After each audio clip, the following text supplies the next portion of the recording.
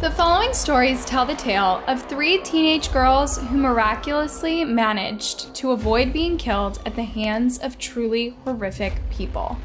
We have a girl who was strangled by a teacher and left in the woods to die, a 14-year-old who was shot in the back of the head by a boy she liked, and another girl who was the sole survivor of her family's horrific massacre.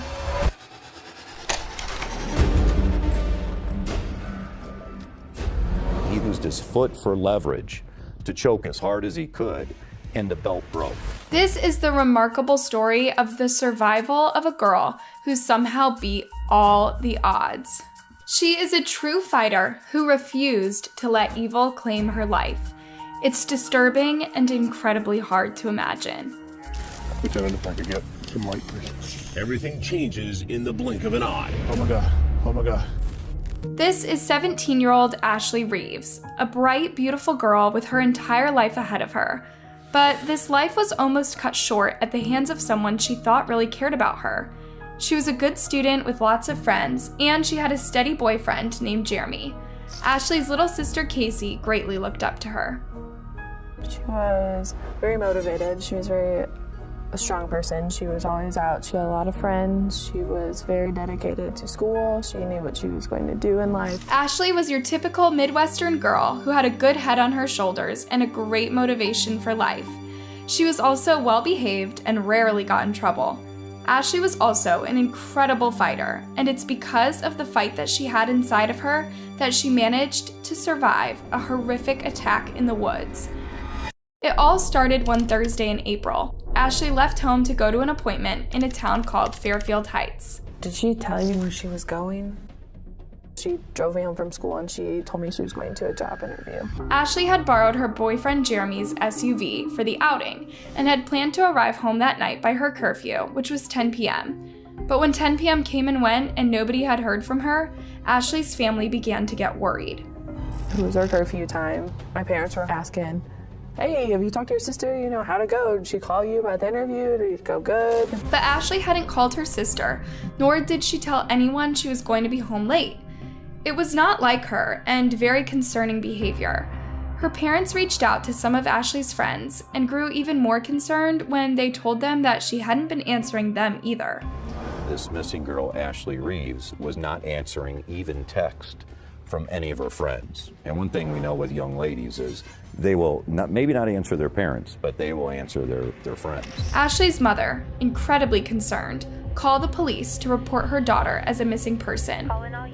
Now, in many of these cases, when it's still so early on that the person is missing, it's often the case that someone is just forgetting what time it is or staying out a little longer than they expected.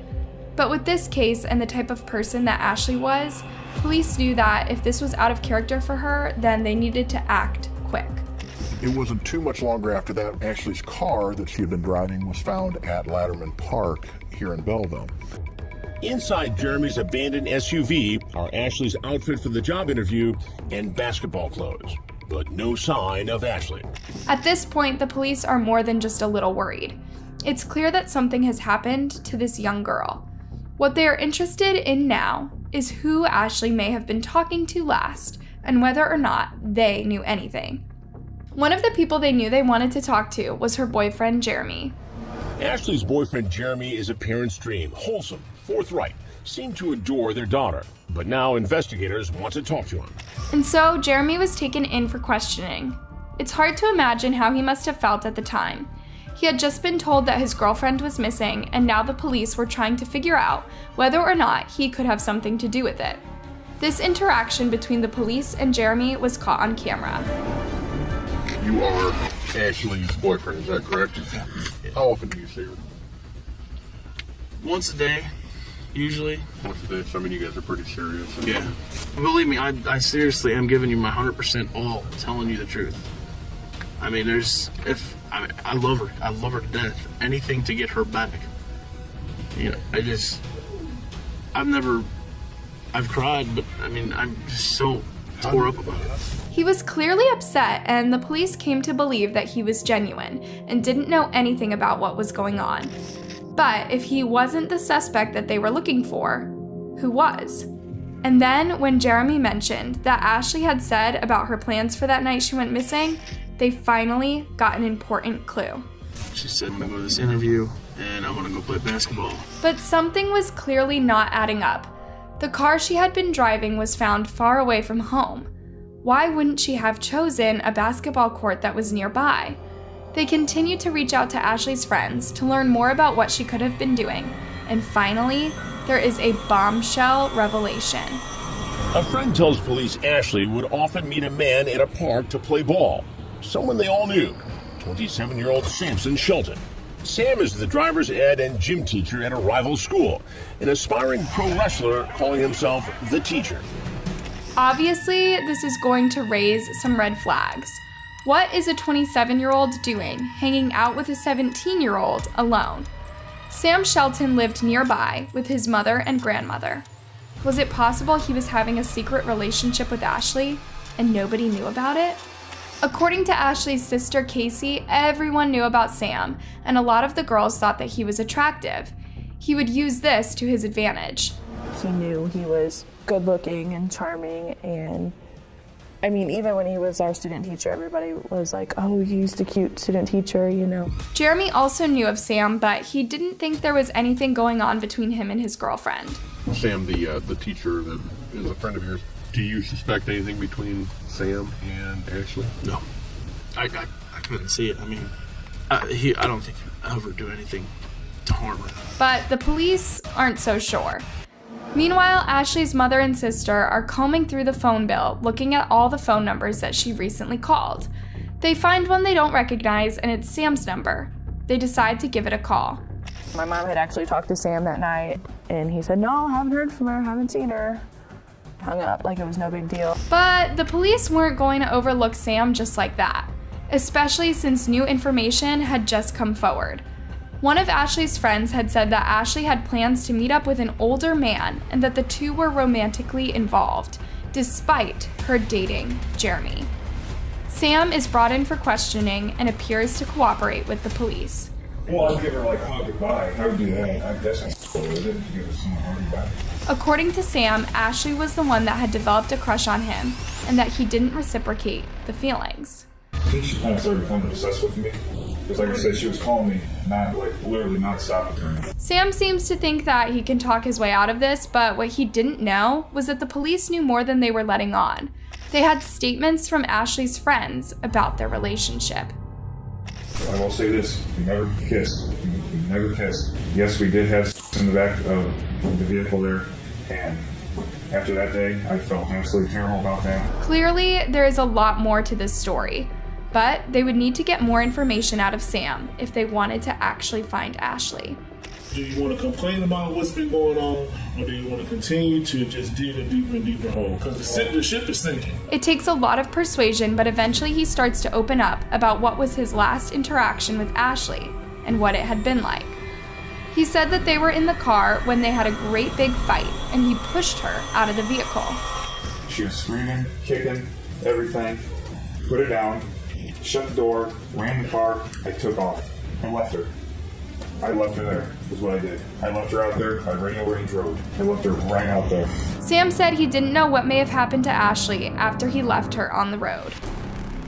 If I would have drove by there, and if I would have seen her, like, I don't know, if she got hit by a car or something, she was laying over there in the ditch, if I would have seen that, I could not stand that. I mean, I have an absolute fear. I have a very weak stomach when it comes to like gore movies. So, does having a weak stomach mean you can't be a possible killer? This isn't enough to rule Sam out as he might have thought. But that's not all. His story just doesn't make sense. If he cared about this girl, as he claimed to have done, why wouldn't he have at least called her to make sure that she was okay? If I had any other information about her, I would let you know. At this point, the police are stuck. They know he's not telling the truth, and they are running out of time. If Ashley is still out there, they need to find her right away. And so they quickly dig for information about Sam's life to see if they can use it to get him to open up. 20 minutes later, Shelton crumbles at the mention of one name. If I left from here and I went and talked to Grandma right now and I laid down this whole story, that you're saying? What's Grandma gonna say? I just want to go home. I just want to explain to Mom and Grandma exactly what happened. With his mother and Grandma on his mind, Sam can no longer keep up the lies. He starts to show real emotion as he breaks down in tears, and he's finally willing to make the confession. What's going on, Sam? Can I go show you what happened? Please. She's still out there, Sam. She is. And where's it at? I have to show you. At this point, they believe that what they have on their hands is a murder victim whose body has not yet been recovered. And at that time, that is what Sam believed too. I just saw you out the bed. They look like sleep. They're out there. Sam told the police that he would take them to where Ashley's body was. He had dragged her far out into the woods during the afternoon that following day. Now that it was night and dark out, trying to find her was going to be very difficult. And the rain made it all the more difficult. Came in there. I don't know. I came in the woods and I just started moving. The poor girl's body could literally be anywhere in the woods. The more time that passed without finding her, police began to wonder if Sam was still lying to them. But finally, one of the officers' flashlights lands on the badly wounded body of Ashley. She was laying on the ground, on her back, obviously deceased. Poor Ashley had been there for an unimaginable 30 awful hours. But just when the police thought all hope was lost, they noticed her chest move. Ashley, can you hear me? Can you see my light, Ashley? Oh my God, we found her. She's alive. Ashley was weak, cold, and nearly to death. Getting her to the hospital immediately was the only thing that could save her. Ashley's prognosis was not good, and a lot of people didn't think she would manage to survive. But still, the girl was a determined fighter. Meanwhile, the police examined Sam's body for signs that Ashley had tried to fight back, and there is strangely not a mark on him. Eventually, they would find out why. When Ashley and Sam got into the fight, he put her into a chokehold and heard her neck pop. It was at that point that he completely panicked. I was a nervous wreck thinking, what do I do? What do I do? I wanted to make it look like she got there in the woods. Ultimately, he decided to choke her first with his hands. When that didn't work, he used his belt instead. I took the belt, I pulled. I pulled it on her neck. I don't know how long I held on. I had to turn my head because I didn't want to see. He saw spit foam coming out of her neck, and she no longer looked like a normal person. He believed she was dead. I just took off, and I literally darted through there like a bat out of hell. Sam is in the police station about to face an attempted murder charge, and he's worried about things like his toothbrush and whether or not he would get to use the bathroom in private. Am I able to get like a little private toilet because I can't pee when there's people around because of my urinary stress disorder? Despite being arrested and charged with attempted murder, Sam was actually granted bail and allowed to go home. While at home, the reality of what he was facing must have set in for Sam. He attempted to take his own life using prescription medication and alcohol, but he was saved. While in the hospital, doctors and nurses discovered that he had written a message on his chest in marker, asking them not to resuscitate him. At the time, investigators looked into this as an attempt to get some sort of sympathy and not a way to actually end his life. It didn't work out for him. Sam pleaded guilty to attempted murder and was sentenced to 20 years behind bars. But what about his victim, Ashley? What became of her? She's tough. One of the toughest people that you would meet. Remarkably, Ashley survived, but she still had to spend months in the hospital. It was incredibly difficult for her family to watch. How long in your memory was it before she could start communicating and could start moving again? It was quite a while. It took a while for her to come out of the coma. It took a while for her brain to wake up. Her brain was relapsing the incident over and over. But Ashley was a warrior, determined to make it through. Do you remember anything about that day of the attack? I don't remember a couple days prior, and I don't remember weeks after, and I especially don't remember anything about that day. But Ashley does remember that it was her wanting to break up with Sam and not the other way around, as he had said. In the hospital, she had to relearn everything from how to move and talk to how to eat and drink. Getting to have the most small pleasures of life was exciting. I remember my first drink of water, and it was amazing. Ashley waited many years to watch the confession tapes from Sam. When she did, she only watched a small amount of it before deciding it was too traumatizing to hear. She was particularly bothered by how he showed no remorse for what he had done. She did, however, watch the video of the police finding her in the woods. It was just extremely upsetting to me and just kind of heartbreaking. Because I always saw the same as my friend. And to have everybody tell me what happened and what he did, and then to see it was just kind of almost, overwhelming. Sam will be eligible for parole next year in 2023. Meanwhile, Ashley is now 39 years old. She has 2 children and a good job, and she is thriving. Her message for others is to never give up on yourself, no matter how hard it may get.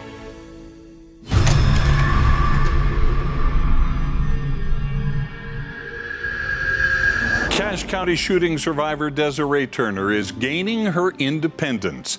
In 2017, she was shot in the head and left for dead in a Smithfield canal. Desiree Turner was just a happy 14-year-old girl when her life was changed forever one February day back in 2017. When she never made it home from school, her parents began to worry. It was unlike her to not call. It did worry me right from the start. She's not here, and she would be. Desiree was reported missing, and a massive search ensued. Many of her friends were questioned, her extended family and even her former teachers took part in the search. About 8 hours after she was first reported missing, Desiree is found lying at the bottom of a snowy canal. I was looking for her, and I found her. I think she was alive and everything, but she had a gunshot wound in her head. Desiree laid in this cold ditch for 8 hours after being shot in the head. She was alive, but in very serious condition. Her mother remembers the moment she got the phone call. Christy had called me, and she's like, "We found her." I'm like, "What?" She's like, "We found her." Desiree was rushed to the hospital, and it soon became clear that she had a tough road ahead of her. Desiree spent the next 63 days in the hospital. Her mom never left her side. When you hear about people getting shot in the head, it's not often that they end up surviving, and it's even more rare for them to still have the same mental capacity they had before. Her family relied on their faith to get them through. But who could have possibly done this to Desiree? Because she was unconscious, she couldn't tell anyone. So the police initially relied on cell phone data and whatever clues they could get from the community. They had discovered that one of the numbers that Desiree had communicated with before being shot belonged to Coulter Peterson. He immediately became a person of interest, despite denying that he had talked to Desiree recently. He even became more of a person of interest when he was captured on doorbell footage near the area where Desiree was found. He was walking with another boy, later identified as Jason Decker. We had no solid evidence that it was him. We needed this interview.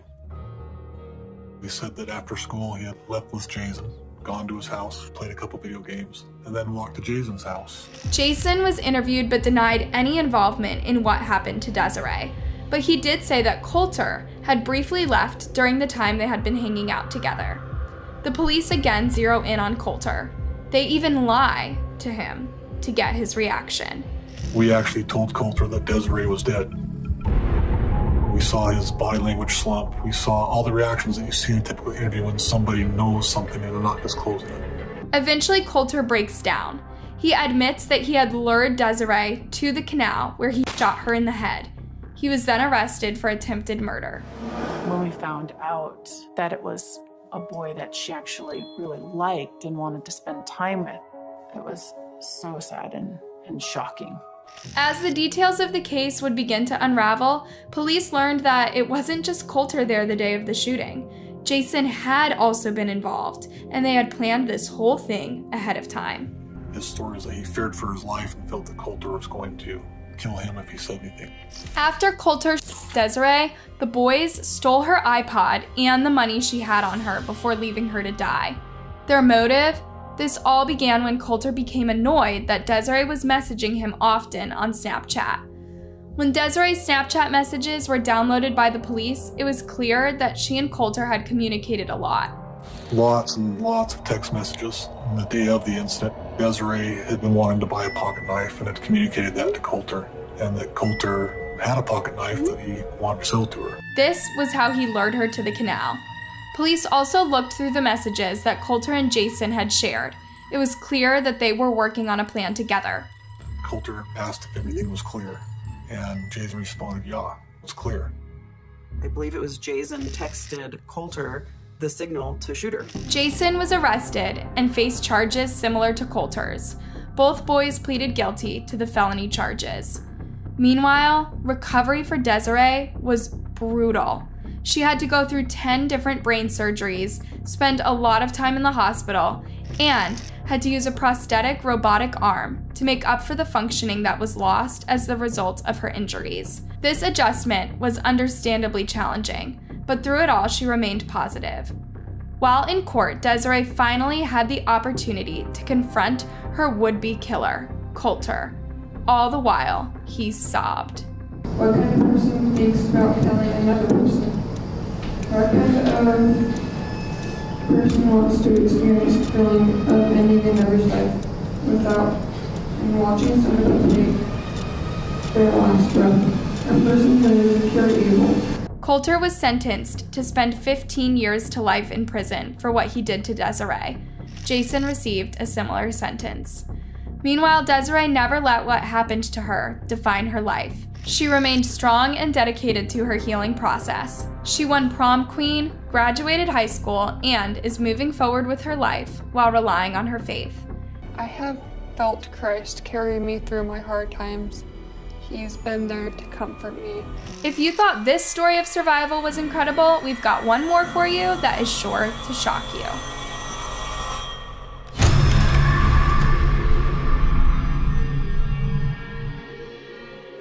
I would like to thank all of the first responders, nurses, and doctors that have taken care of me. I'm feeling a lot better, and I'm on a very straightforward path to a full recovery. A full recovery.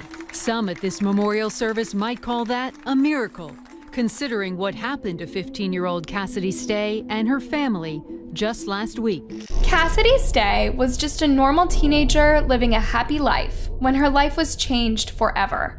She answered the door to her family's home, and just like that, a horrific massacre began.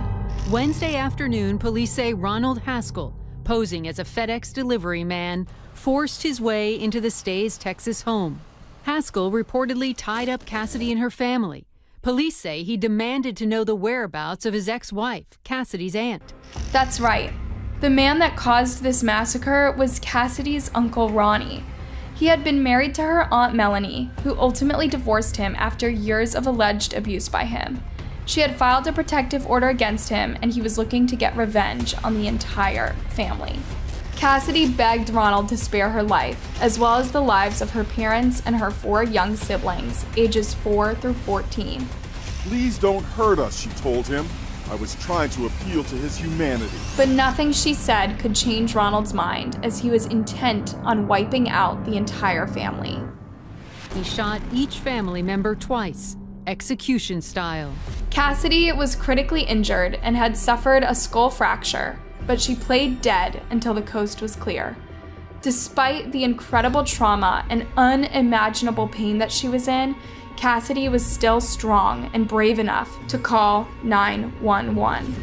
Her call likely saved additional lives. Cassidy told police Haskell was heading to her grandparents' home, giving them a description of his car. The chase ended with Haskell in custody and Cassidy's grandparents safe. Without her courage and quick thinking, we might be mourning the deaths of 20, yes, I said 20, people today, including myself, and nearly all of our children and grandchildren. Thanks to Cassidy's incredible strength, Ronald was put exactly where he belonged, behind bars, and charged with 6 counts of murder. He collapsed in court when the charges against him were read. Ronald's defense claimed that he was suffering from mental illness and had been for some time. His attorney told us that Haskell was not taking his prescribed medication at the time of the killings. Ronald pleaded guilty by reason of insanity, but was ultimately convicted. While in court, Cassidy got a chance to finally speak her truth to the man who not only wiped out her whole family, but also almost killed her. She did not hold back while Ronald avoided eye contact and looked at the floor. My family always said that you only felt sorry for yourself, and I didn't want to believe that because I thought, surely he has to feel bad for killing my family. And when I heard that you felt no remorse, something changed inside of me. And I didn't know what to do with that change, and it was causing me a lot of hurt and anger because that was my closure. My closure was the hope that you would feel bad. Cassidy told Ronald that she knew there was nothing but her faith in God that could heal the horrible wounds she suffered and the pain that would be there for many days to come. It was up to the jury to decide whether Ronald should spend the rest of his life in prison or if he deserved to die for the pain that he caused so many people. Mr. Haskell, please stand to receive the verdict. Cassidy and the rest of the loved ones of the Stay family waited anxiously to hear what the fate of this man would be. The court sentences you to death by lethal injection.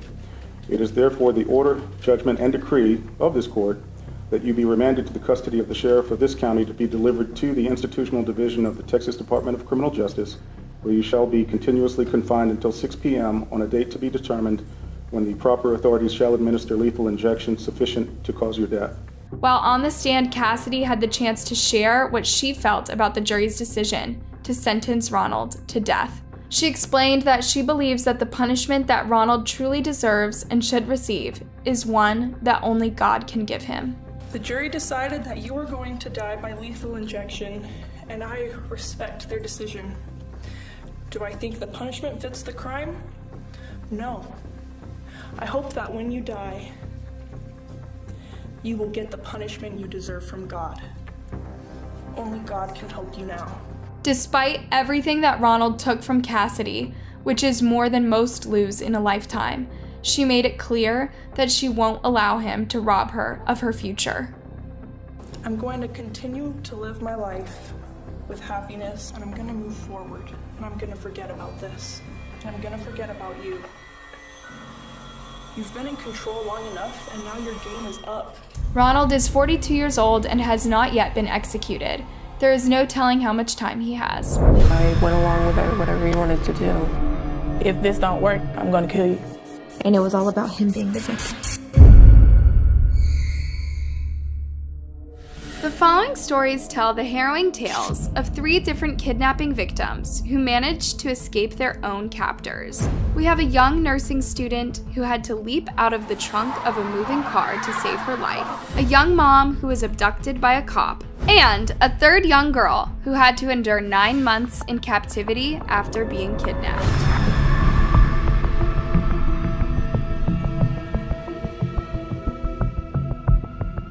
A remarkable escape. Stuffed in the trunk, 25-year-old Britney Diggs leaps to safety from a moving car. That was like the scariest thing I've ever had to deal with. He made me drive him to another side of town. He tried to rob 2 other couples. And gave her an ultimatum. Give me your PIN number or I'll kill you. At several ATMs, the card failed, but at one he reportedly was able to withdraw $100. It's hard to imagine how Britney must have felt. One minute she's just minding her own business, and the next second she's having to fight for her own life. She tried to reason with her captor by telling him that she didn't have any money to give him. I kept telling him I was a broke college student, I don't have anything. And he's like, well, let's pop your trunk, let's look in the trunk. So looked in the trunk, of course there's nothing there, and he's like, now get in the trunk.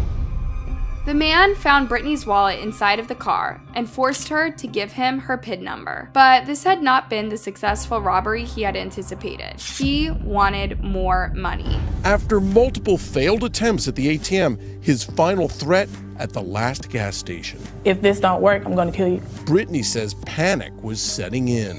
While still stuffed in the trunk, she had to figure out how she was going to get herself out of the situation. And my biggest fear was he was going to drive this this car into a river. I'm going to drown here and nobody's going to know I'm in this trunk. Britney knew that she had to act fast or it might be too late. So running out of options, she made the brave decision to throw herself out of the moving vehicle. The harrowing scene was all caught on security footage, and it's pretty incredible to watch. She threw open the trunk and jumped out, landing on her back. She fell hard but immediately got back up and started running, knowing she was still in danger. Now you can't help but wonder, what would have happened had she not been able to get the trunk door open? Britney Diggs may owe her life to a federal law that was passed in the year 2000. It says that all trunks have to have a release to the latch, just in case somebody is trapped inside. Britney knew about that release latch, and her quick thinking made all the difference. I remember seeing a video on Facebook a couple years ago, like talking about trunk latches. I just got the bright idea to use my insulin pump light. So I found the latch, popped the trunk, popped the latch, and I step out instead of rolling out. After Britney made it out of the vehicle, the driver took off and left the scene without trying to go back for her. Police managed to get a blurry photo of Britney's abductor, which was taken from the inside of the gas station. However, he was not immediately caught. Like the scariest thing I've ever had to deal with, it was just a lot because I'm not from here. I don't have a support system down here besides my roommate. I just felt like it was a lot. Britney ran into the gas station and told the owner what had happened. He let her inside and then locked the doors and called 911. He was able to provide the security footage of the incident. Even though Britney is okay, she is traumatized. Britney Diggs decided to speak out, she said, because she's hoping it will help police capture her alleged abductor. Now, she has really been traumatized by this, so she's not going to go back to her apartment to live. They did recover her car, much like this Altima here, but she says she now wants nothing to do with it because of what happened. Even though the captor was only able to get $100 from her, this was a big loss. After all, she's a young college student without much money. But luckily, her story touched people across the nation, and someone ended up starting this GoFundMe page for her. There were many, many donations, and ended up raising over $40,000 for the young woman. Safe to say, this nightmare would not be over for Britney until this man was behind bars. I try to put it in the back of my head so I can just, get through the day. Luckily, police were able to make an arrest in connection with the case. The culprit is a man named Manuel Towns. Here is the video of him being handcuffed and led away into police custody. He was charged with robbery, kidnapping, and fraudulent use of a credit card. Finally, it was time for justice to be served. Jury convicted Manuel Towns in last year's abduction. John Papke has covered the trial all week long. He joins us live.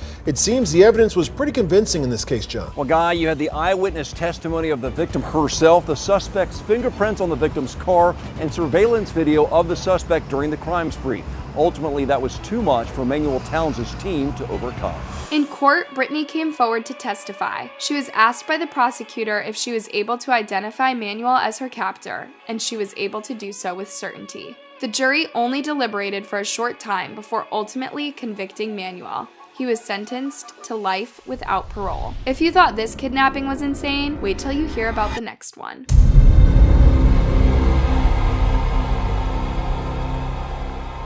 At the time, living her best life. She absolutely loved her son and was dedicated to giving him the best life possible. She thought she had years to make happy new memories, but all of that was nearly stolen from her on this frightful day when she was a part of the reason Aaron knew screaming wasn't going to be helpful was because the typically busy parking lot was empty that particular day. Not only would nobody hear her, but if they happened to pass by, they likely wouldn't see the gun. But that's not all. It was fully loaded. At this point, Aaron knew without a doubt just how much danger she was really in. In the moments that followed, Aaron's captor horrifically forced himself upon her and assaulted her, all while he greatly enjoyed the absolute torture he was putting her through. And continued to torture Aaron. He was also talking with and sending her pictures to the accomplice that was left back in the parking lot. His friend was like, "Where are you?" He goes, "Oh, you don't see me? I'm right here," and was playing around.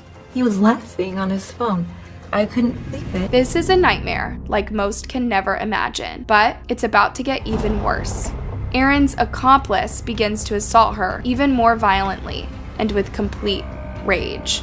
He'd just stare at me with just dead eyes and just socked me in the face a few times. This goes on for a whole additional hour until the gunman decides that he's ready to wrap things up. And that doesn't sound like it's going to end in Erin's favor. Her time is running out. He had mentioned that we were going to go to the desert and finish this. I knew that if I didn't get out right then and there, there's no way I would have made it out. Erin knew he was likely going to kill her. She had to find some way out of the vehicle. It was then that she noticed two things. One was that his gun had slipped onto the floor, and the second was her child locks. I had child locks on the side of the car that he was on, and the side that I was on was behind the driver's side door. There was no child lock. Suddenly, the gunman's phone rings, and he goes to answer it. Erin realizes that it's now or never, and she has to act quick while he's distracted. I threw the door open, and I ran. Like the hounds of hell were on my heels. In this surveillance video, you can see Erin running as fast as she possibly can towards safety, her life depending on it. While Erin was running, she was screaming at the top of her lungs. He has a gun, he has a gun. Everybody get back inside.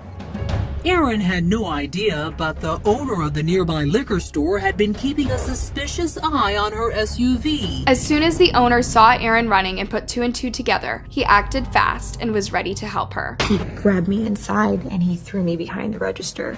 So I just, at that point, I lost it. Police were quick to arrive on the scene. One of these law enforcement officers was Detective Robert Marquez. He says that had Erin not acted as she did when she got the chance, there is a good chance that she would have died. I don't think he's going to let her go. He had done too many things in front of too many cameras, and his plan was to take her somewhere and harm her. You feel that her attacker planned to kill her? Yes. Now that his victim had escaped, Erin's captor needed to get away fast too. He grabbed her keys and tried desperately to start her car, but because the vehicle had a kill switch, he was unable to. So instead, he takes off on foot, hoping to get lost in the hustle and bustle of the traffic. But in his hurry to get out of the vehicle, he makes a very stupid mistake. He left his gun inside the car. But not only that, taped on the bottom of the gun's magazine was his actual name. We were able to locate his gun, her clothing, biological fluids, and his sunglasses. Now, Detective Marquez knew very well that it is common practice among law enforcement officers to label the magazines of guns with the last name of the owner. This is so that in the case that someone else is going to be using their weapon, they'll be able to keep track of it. What did you think when you saw that? I was shocked. It didn't take long for the police to figure out who the gun belonged to. It was this guy, an officer named Anthony Orban. Strangely enough, Officer Orban had recently reported his gun as missing. So police now had to figure out if it was really Officer Orban who had done these terrible things to Erin, or if someone else had stolen his weapon. Detectives tracked down Officer Orban, who was at the time trying to help a fellow officer find his truck. This fellow officer was a man named Jeffrey Jelinek, and in a shocking turn of events, both of these men met the description that Erin had given of not only her attacker, but also his accomplice. To make matters worse for these men, they also had Erin's car keys. The only thing left to do to ensure that they had the right guys was to let Erin identify them. There was, I don't know, maybe 10 cop cars with floodlights just lighting him up. I've never seen anything like that before. But they pulled right up and let me ID him, and as soon as I did, they took me back to the hospital. How did that sit with you when you learned that your attacker was a police officer? My initial thought was, oh my gosh, nobody's ever going to see justice for this because he's one of them. I was very fortunate to be wrong. Luckily, Erin's case was taken seriously, and it was clear these men were going to be brought to justice. Both Orban and Jelinek were taken into custody for questioning, but claimed they didn't remember anything that had happened. Why is your brother in this girl's car? I don't know. Do you remember pulling down your pants? No. Why were you guys over by Dave and Buster? I don't know. Do you remember following your brother car? I don't. So what excuse did these guys have for their strange lapse in memory? Officer Orban said he had too many margaritas at lunch and ended up blacking out. I haven't drank in a very long time. He then goes a step forward to talk about where his mental state had been lately. I've been on those antidepressants and it just kills your stress. Does it cause you to have a hard time? I usually can't even. So you have trouble getting? Yes. While this conversation might not seem relevant, it actually plays a really important role in this case because it corroborates with what Erin had told the police about what had been done to her and the difficulty her captor had physically in following through with the assault. Around this time, Officer Jelinek decides to help the police after all. He told us at the very end of his interrogation, you might want to look at the photos. And I said, what photos? And he said, the photos on my phone. And I went, what? When they searched Officer Orban's phone, what they found was incredibly disturbing. There were images of Erin being forced to perform inappropriate acts. I couldn't believe what I was seeing. I just thought, this poor girl. He sent those photos to Jelinek. Why? I think they were playing some type of sick game and tried to outdo each other. Even though Officer Jelinek had made the decision to open up to the police, Officer Orban was staying tight-lipped. So it was time to confront Orban with the new information they now had. Yes, jump a little bit more. He's not losing his whole career for you. What? I don't remember anything. He didn't remember anything either, but all of a sudden more after sitting in the cell. I don't remember anything. Officer Orban isn't new to what happens in interrogation rooms. He knows that his every word and move is being recorded. So even when the officers leave him alone in the room, he still continues to keep up with the game he's playing, the game in which he is pretending to have no idea what is going on. This gotta be a bad dream. What is going on? What the? Because he knows the camera's there. He's an investigator himself. He's a police officer. He was assigned to investigations. Yes, you heard that right. Officer Orban's job specialty was helping to find and bring justice to other people who did the same crimes that he had committed himself against Erin. He, of all people, knew exactly what to do and how to get away with it, or so he thought. Officer Orban ended up saying that because he had drank while taking the common antidepressant Zoloft, that he blacked out and didn't remember doing any of this to Erin. He pleaded not guilty by reason of insanity. Understandably, this made Erin incredibly upset and angry. She knew very well that he knew what he had done. I was pissed. So pissed. So many people are on Zoloft and they're not gonna go off and somebody and kidnap them at gunpoint. It was an excuse. It was excuse after excuse after excuse. And it was all about him being the victim. Even though Erin's captor was now behind bars, she didn't yet feel totally safe. And for good reason. It seemed as if this horrible nightmare was determined to continue. He was making phone calls that were being recorded from the jail, making statements like it would be a lot easier if the witness wasn't around.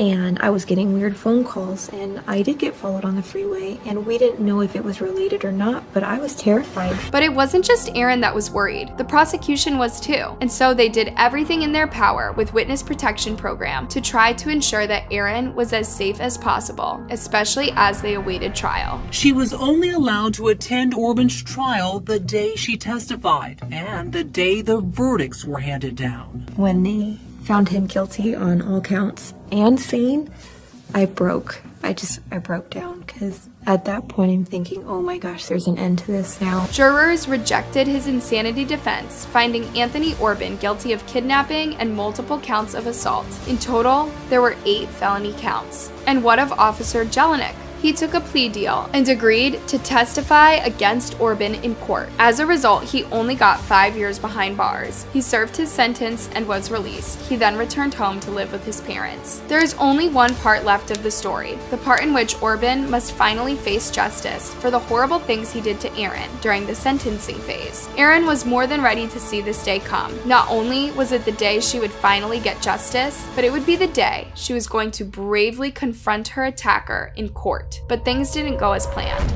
I got a phone call and they told me you may not have to even come down today. They found him dead in his cell. Anthony Orban committed suicide by hanging himself. I needed that closure and I was just in tears. I had been right there willing to forgive him. And once that happened, I was finding it very hard to cling to that forgiveness. This was not the ending that anybody had been expecting. So where does the case go from this point? Ultimately, the judge recognized Erin's feelings and need for closure. Even though Orban was now dead, the judge believed she still deserved her chance to read her victim impact statement in court, and she was permitted that chance. Her abductor's family sat in court and quietly listened as she gave her statement. No amount of reasoning can justify the horrors that I was forced to endure that day, and those who tried should be ashamed of themselves. I am disappointed that a person in your position would have behaved in such a way, and that you tried to get away with it instead of owning up to your actions like a real man. But then, a real man would never have kidnapped and terrorized a woman. I choose to live my life and take back any power that your actions may have had over me. To do so, I have to do something that I have struggled with and never thought I would be able to do. I forgive you. That's right, Erin was able to forgive the man who did these horrific things to her, even after his death. In doing so, she was able to move on with her life. She still struggles with PTSD, but she has been able to move on. Had Orban not taken his own life, he likely would have spent 82 years to life in prison. We know that these stories have been beyond shocking and horrific so far, but we have one more for you, so stay tuned. Now with that young girl who vanished without a trace, kidnapped at 14 years old, surviving 9 months in captivity, the case capturing national attention. Now she's telling her story for the first time. Abby Hernandez is nothing short of extraordinary. A teen girl who survived and overcame a harrowing ordeal. For so many years, she has stayed silent about her brutally painful past, but now has decided to share with us the details of that nightmare that changed her life forever. Abby Hernandez was just minding her own business and going about a normal day of life as she walked home from school on October 9th of 2013. What she didn't know at the time was that her life was about to turn into a nightmare. She had brand new boots on at the time, and the shoes were giving her blisters and making it difficult for her to continue her walk home. When someone pulled up alongside her and offered to drive her the rest of the way home, she agreed. You just seemed like your average person. She thought everything was fine until she quickly realized she should have never trusted this man. They had only been driving a short distance when the driver pulled a gun on Abby. He said if you try to scream or try to escape or make any effort to escape, there will be consequences. From there, things went from bad to worse. The driver handcuffed Abby, destroyed her cell phone, and drove the vehicle to a secluded, wooded area. Abby was terrified, but knew that it was up to her to stay alive. She couldn't allow herself to panic. I remember thinking to myself, okay, I gotta work with this guy. I said, I don't judge you for this. If you let me go, I won't tell anybody about this. I said, you actually seem really smart. You're trying to stroke his ego. Exactly. What happened next was nothing short of one of the worst kinds of nightmares fathomable. Abby was locked inside of this soundproof storage container where her abductor forced himself upon her repeatedly and did many horrific things to her. The only thing she had to help get herself through this unimaginable time was her faith in God. You're being Yep, I just really wanted to live though. I did not want to die. And I remember praying to God, and I remember I never said, like amen in my mind. I never wanted to end my prayers because I didn't want God to leave me. For 9 months, Abby went through this terrible torture. She never stopped praying, and she never stopped doing absolutely everything in her power to get free. Her efforts paid off, and she eventually managed to gain her captor's trust. Abby agreed with everything her captor said and worked hard to develop a bond with him. She knew that this would play in her favor eventually. Part of this even involved agreeing to help him get counterfeit money. Part of how I gained his trust, I guess, was, I went along with whatever he wanted to do. But eventually, her captor began to get paranoid. He was so worried about them getting caught in connection to a counterfeit money scheme they had been doing that he decided it was in his best interest to just let Abby go. So he took her to a desolate road and told her to get out. There were no cars coming either way. And he said, get out. Just like that. Just like that. That was it. I remember looking up and laughing, just being so happy. I never thought it would happen to me, but I'm free, and I just walked home. This is the video footage of Abby finally getting to walk home after all of those horrible months. I remember when I came up to my doorstep, I could hear my mom talking on the phone. I could hear her voice. I opened the door and I said, Mom? I remember she said, "Abby?" And then I remember she ran out and she said, "Abby!" And then she ran to me and we just hugged each other for like the longest time. And I felt so happy. Abby is a remarkably strong young woman who has managed to not only forgive her captor, but has gone on to focus on making the most of her future. So now, for the big question. What happened to the man who did this to her? You'll be glad to know that he is behind bars. His name is Nate Kibbe, and he is nothing short of terrifying. Kibbe pleaded guilty to 7 different felony counts. Among those were assault and kidnapping charges. He was sentenced to 45 to 75 years behind bars and will likely never see the light of day again. And that is exactly what he deserves. "Don't scream or I'll kill you," routinely. Duct tape around my mouth to make me look as if I didn't wake up one day and just say, "Hey, I want to kill my ex-husband." You're not going to leave for a long time.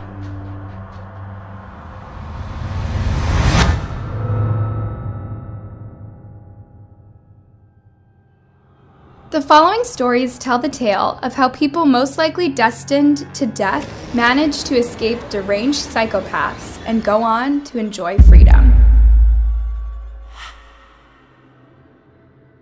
Throughout the years, there have been many high-profile kidnapping cases that have brought about lots of media attention. However, it's safe to say that the Cleveland kidnappings involving Ariel Castro is likely one of the most famous. This story is so incredibly horrific, graphic, and heartbreaking that it is hard to see Castro as anything but a vile, cold-hearted monster who preyed upon 3 young women, all for his own gratification. Castro had long been known as a cruel and violent man with little respect for other people's lives. He was an abusive husband to his wife, Grimilda Figueroa, and would frequently viciously beat her, leading to broken bones and at one point even brain damage. While Figueroa eventually left him, she still wasn't free from his abuse. Castro threatened not only her, but their 4 children, and at different points would abduct his daughters and keep them away from their mother. The first person Castro targeted with the abductions was Michelle Knight, a young mom who was in a broken, painful place in life. She was trying to win back her son, who was in the custody of the state. On August 23, 2002, she was just 21 years old and was planning on attending a scheduled custody meeting that day, but she was having trouble finding the correct building. She was getting desperate and had no one to turn to. That is until she was approached by Castro. He volunteered to give her a ride to the building that she was trying to get to, and she gratefully accepted,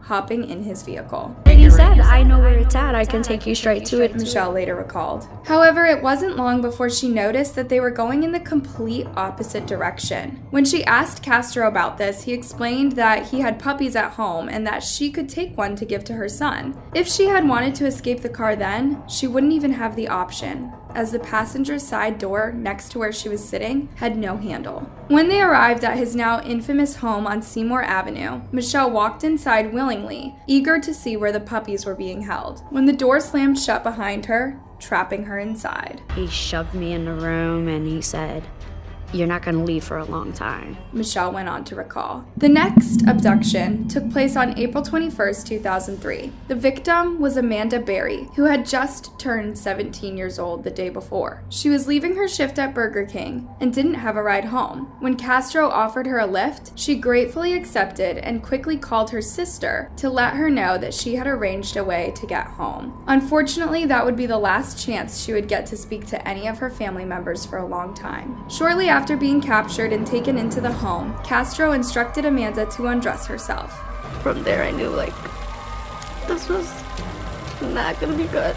Amanda later said, remembering the incident. Gina DeJesus was 14 years old and friends with Castro's daughter, Arlene. On February 13, 1990, the 2 girls were heading home from middle school and were hoping to spend the evening together. But when Arlene called her mother to ask if they could have a sleepover at the Castro house, she was told no, and the 2 girls went on their own separate ways. Gina was last seen at a payphone, likely trying to make new arrangements to get home. Soon after, Castro pulled up alongside the young girl and told her that he couldn't find Arlene and could use her help. He asks me if you've seen my daughter. Gina recalled. She didn't think anything was strange about it. I just knew that was her father, and my dad was friends with him. Because Gina recognized him as her friend's father, she trusted him enough to get into the vehicle, and he took her back to his house. He's like, starts like touch me and stuff, and then I'm like, what are you doing? You can go to jail.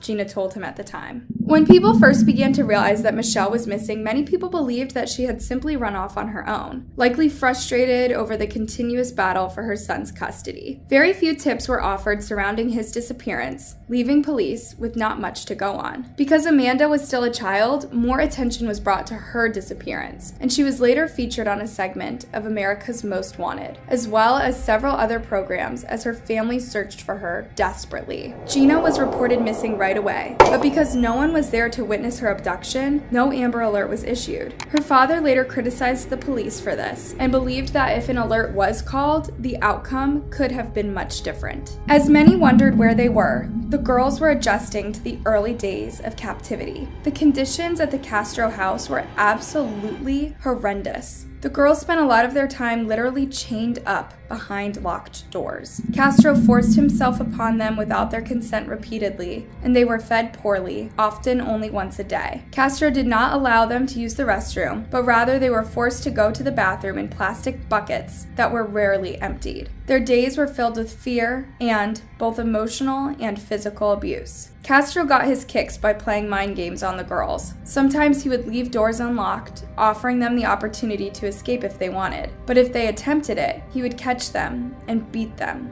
as a punishment. As the years passed, the girls watched life go on around them while they remained chained up inside. One of the only connections they had with the outside world was a tiny, poor quality black and white television, which they managed to watch the royal wedding on. Before long, Amanda would conceive a child through Castro's unwanted advances. Surprisingly, Castro allowed her to continue on with the pregnancy, and she eventually gave birth in the house while lying in a child's pool. Michelle was the one who delivered the baby, who Amanda would later name Jocelyn. Amanda did her best to protect her daughter and clung on to any sense of normalcy she could offer her. Things were particularly rough for Michelle, who seemed to face Castro's wrath the most out of all three girls. When she would try to stand up for herself, he would punish her by denying her food and increasing his unwanted advances towards her. She was believed to have become pregnant multiple times by Castro, but because she was beaten so ferociously and so often, the babies were never carried to term. As the years went on, it seemed less and less likely that the girls were even going to be able to experience freedom again. But the night before May 6, 2013, Amanda felt a strange and sudden sense of hope. It was as if she knew that help was right around the corner. Sure enough, the next day, Castro headed to McDonald's and forgot to lock the door. It was little Jocelyn who was the first to notice her father's car was missing, and she informed Amanda. Amanda knew that if she was going to act, it was going to have to be now, regardless of the consequences. She got to the main door, but even though it was unlocked, it still had an alarm that would alert if she tried to escape. She managed to get her arm out of the screen in the door and began shouting for help, hoping that somebody would be able to hear her. Luckily, a neighbor named Charles Ramsey heard her pleas. He managed to break the door down and Amanda climbed out carrying Jocelyn. Ramsey then called 911 for help, and when he passed the phone to Amanda, she said, I've been kidnapped and I've been missing for 10 years and I'm here, I'm free now. The police arrived quickly and pounded at the doors. The girls that were still imprisoned were terrified, thinking that Castro had returned and was angry. But it was the police who entered and searched the house, allowing Gina and Michelle to finally leave the House of Horrors. They were checked into a local hospital for treatment. The day that the three young women got their freedom back was the same day that Castro finally lost his. He was arrested and taken into custody, facing multiple serious counts. He defended himself in court, falsely claiming that everything that went down between him and his three victims was consensual,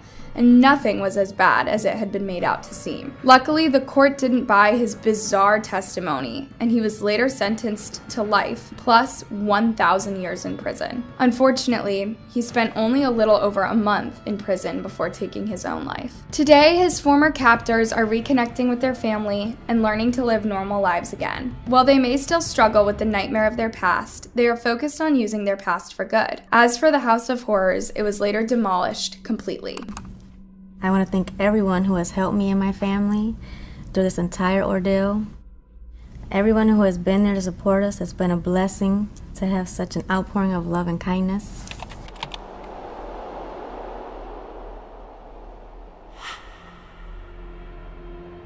Megan Veritas once thought she had met the man of her dreams. He was a good-looking surgeon from Houston named Dr. Leon Jacob. But before long, Megan realized that the man that she thought she loved was an obsessed stalker who had to keep tabs on her all the time. She filed charges against Dr. Jacob, causing him to soon face several felonies. While all this drama was still playing out, Dr. Jacob quickly became entranced by a new woman, a veterinarian named Valerie McDaniel. When they shared the same romantic feelings for one another, they both had their own obstacles keeping them apart. While Jacob was dealing with his stalking charges that could result in his medical license being taken away, Valerie was going through a rough custody battle against Mac McDaniel. She was greatly in debt to her ex-husband and was afraid that he would manage to take their daughter away. Both Dr. Jacob and Valerie were determined to change the course of their own lives. They hired the same hitman, instructing him to kill not only Megan, but Valerie's ex-husband as well. Dr. Jacob offered the hitman $20,000 and 2 luxury watches to get the job done. What he didn't know was that the police were hot on their trail, and the hitman he had hired was actually an undercover cop. On top of that, officers were enlisting both he and Valerie's ex-partners to help bring them down. The officers first approached Megan and told her that her life was in danger. They needed her help with bringing down Dr. Jacob. This involved being made to sit in a warehouse with zip ties around her hands and feet and duct tape over her mouth. Despite knowing the police were doing this to help her, the ordeal was incredibly traumatic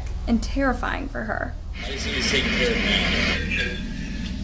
She's gone, all of it goes away. She was crying and very upset. The pictures were necessary to trick Dr. Jacob into believing that the job he had hired the hitman to do was going to be accomplished. The officers then approached Mac McDaniel first and asked if he would be willing to help them, even if it meant doing something he was completely uncomfortable with. He ultimately agreed, and the police convinced him to stage his own death by using convincing pictures with pig's blood all over him. Police later showed these images to Valerie and told her that her ex-husband was dead in the hopes of getting some sort of reaction from her. She put on quite the show, crying fake tears and appearing to be distraught, while Dr. Jacob sat at her side, pretending to comfort her. While the duo's acting may have convinced some, the police caught on to the charade, and both Dr. Jacob and Valerie were arrested on the spot for solicitation of capital murder. Right now, we're going to read you your rights, and both of you being arrested for solicitation of capital murder. As if this story wasn't already disturbing enough, Valerie managed to get out of jail on bail and decided yet again to take her life back into her own hands. After recording a confession to arranging for her ex-husband's murder on her iPad, she jumped off the roof of her condo, effectively ending herself. But the story doesn't end there. Dr. Jacob was forced to sit in court and listen to both Megan and McDaniel share their victim impact statements. Megan's was especially moving.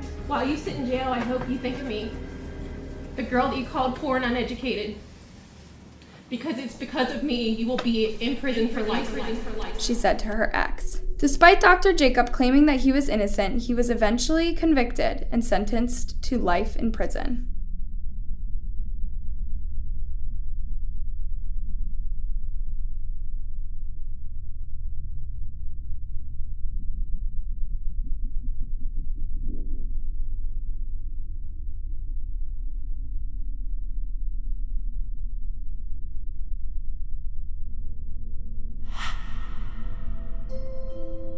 To many people, Bradley Robert Edwards appeared to be nothing more than a simple, normal man. He was considered a hardworking employee and devoted stepdad. But what those close to him didn't know was that he had a sick and twisted mind, as well as a passion for attacking and assaulting helpless young women. His sick acts started relatively small when he was only a teenager. He would commit small yet disturbing crimes like stealing girls' underwear from their clotheslines. But by the time he was 19, he had upgraded to bigger crimes. Edwards attacked random women, but would stop and run away if they tried to fight back. He committed his first when he was 26, and by the following year, he was a murderer. His first target was an 18-year-old girl named Sarah Spires. It was the early morning, and she had just left a club after a night out. She used a public telephone to arrange for a taxi to come and take her home, but by the time it arrived, she was gone and never seen again. While it is largely suspected that Edwards was behind her murder, Her body was never found. Edward's next target was Jane Rimmer, a 23-year-old woman. Like Sarah, Jane had spent the night out with friends. The group had ended the night at a club, and when it got late, all of Jane's friends decided to call it a night and take a taxi home. But Jane decided to stay out longer and continue to party. Unfortunately, after that, she would never be seen alive again. 55 days after her disappearance, her naked body was found in a secluded area, and it was confirmed that she had been murdered. The next attack took place only 9 months later, on March 15, 1997. Sierra Glennon, a 27-year-old lawyer, was spending Saturday night out with friends. After partying, they all went their separate ways home. Sierra was seen walking alone at around 12:30 in the morning when she was approached by an identified vehicle. She did not arrive home that night. Her body was found discarded